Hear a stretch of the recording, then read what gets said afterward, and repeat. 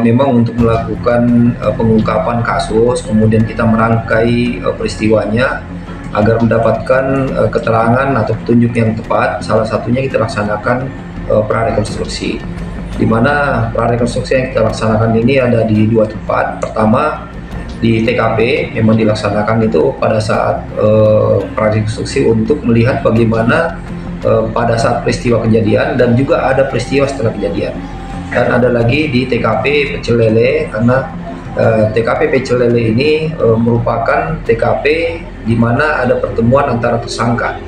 Nah, sehingga kita mengambil prarekonstruksi untuk melihat peristiwa yang terjadi di kondisi tersebut, di mana memang dari peristiwa di TKP Pecel Lele dan TKP kejadian ini akhirnya ada keterkaitan, karena apa yang dibicarakan di TKP Pecel Lele itu akhirnya memang dilaksanakan di TKP kejadian.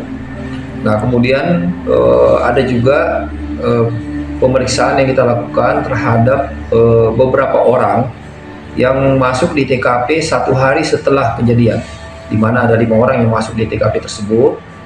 Nah, kemudian yang masuk ini masuk tanpa prosedur dan tanpa sepengetahuan penyidik, malah sampai di dalam TKP itu melakukan pembersihan. Ini kan betul-betul bertentangan dengan penanganan suatu kasus ya, di mana tidak boleh dibersihkan TKP-nya. Ini sebaliknya malah 5 orang tersebut membersihkan TKP.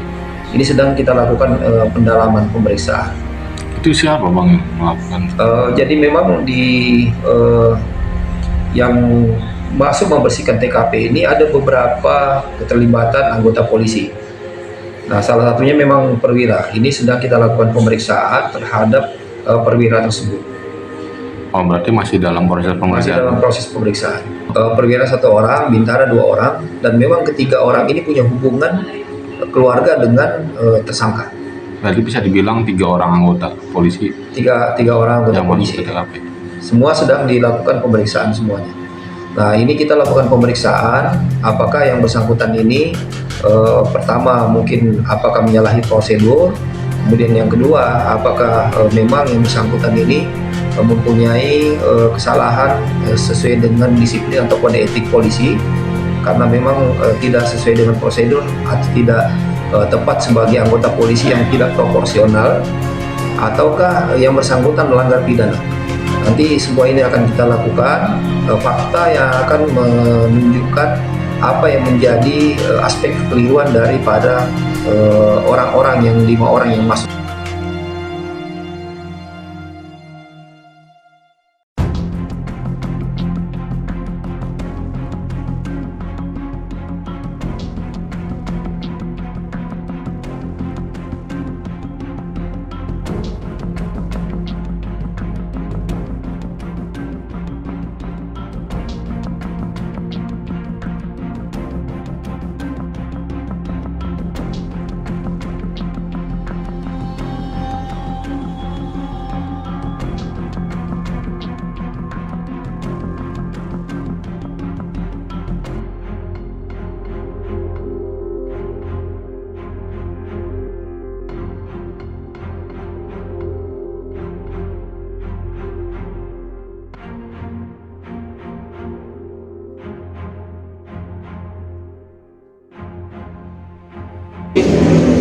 Sesaat setelah terjadinya pidana, artinya saksi dari beberapa saksi yang sudah kita mintai itu mereka tidak tahu persis.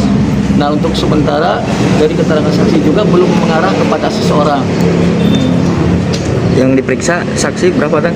Saksi ada beberapa orang, saksi korban, suami korban itu sendiri, kemudian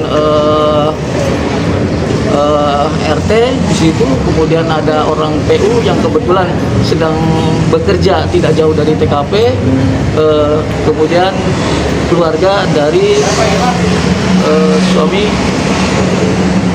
yang bersangkutan. Untuk hasil otopsi dan? Jadi untuk hasil otopsi kemarin setelah kita lakukan olah TKP dengan Inafis, itu kami dorong ke Rumah Sakit Sartika Asih.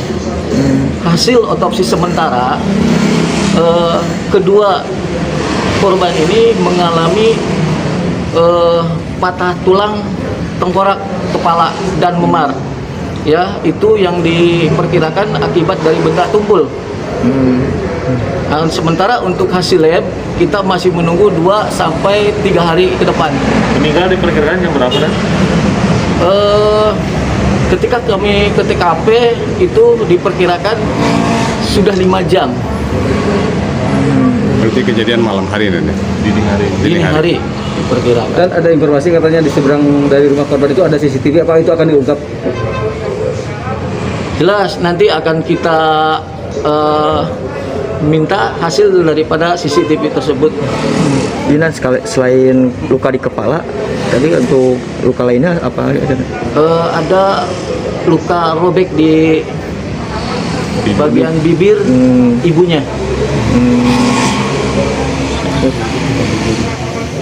Oke. Luka robek indikasi kita juga di TKP itu mengamankan pisau. Kemudian perlu rekan-rekan ketahui juga tadi jam 9 pagi jenazah sudah dikebumikan di makam Jalan Cagak.